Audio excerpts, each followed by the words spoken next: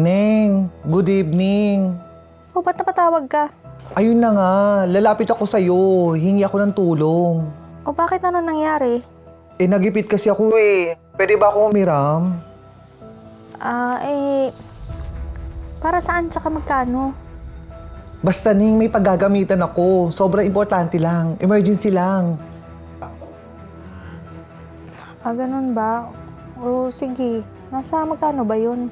30,000 lang. Malit lang. Maliit ba yun? Oo naman. Sige na, ito naman. Para naman di kita, Bessie. Sige na, send mo na sa bangko ha. Thank you, Bessie. Teka, kailan mo ba ako babayaran?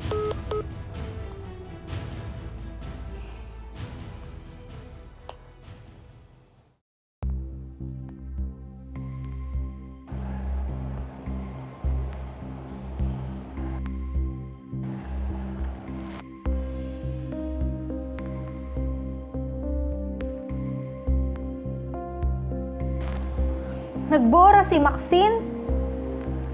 Di pa nagbabayad yan ah. Teka, tawagan ko nga.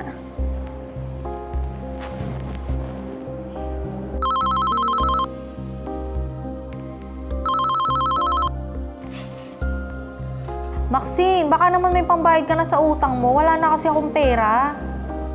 The number you have dialed is either unattended or out of coverage area. Please try again later. Tit, tit, tit, tit.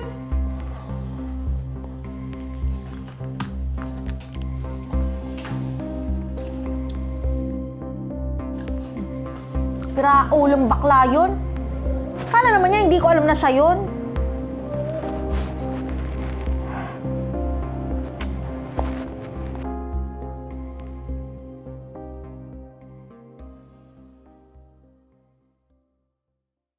Yan! Good evening, good evening! For today's video, mag-a-unboxing tayo!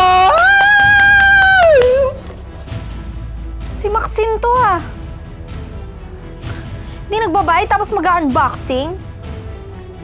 Ayan! Samahan niyo ako mag-unboxing ng bago kong Meme! Siyempre, bumili ako ng bago kong design sa bags. Alam niyo na, seda-seda, nakakaluwag sa buhay. Shala-shala, hey! Wala na atang balak magbayad to si Maxine. Simula nga hindi ka na makakaulit sa akin.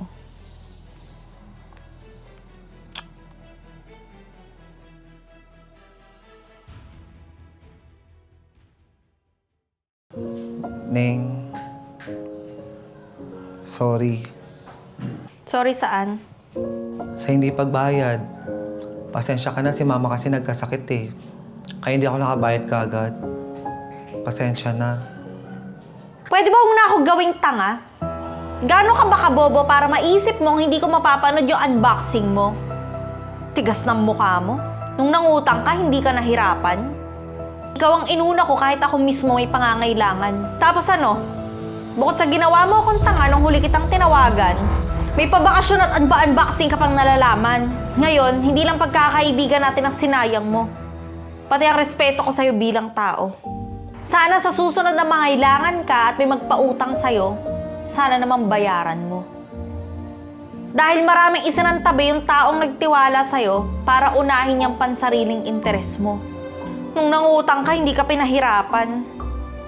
Kaya sana pag sinisingil ka na, wag mo rin pahirapan para lang mabayaran. At mas lalong wag mo sayangin yung pagkakaibigan para lang sa perang gusto mong matakasan. Dahil maniwala ka, pag hindi ka nagbago, isang araw makikita mo yung sarili mo na ni isang kaibigan wala sa tabi mo. Bakit? Kasi dahil sa pera, sinayang mo.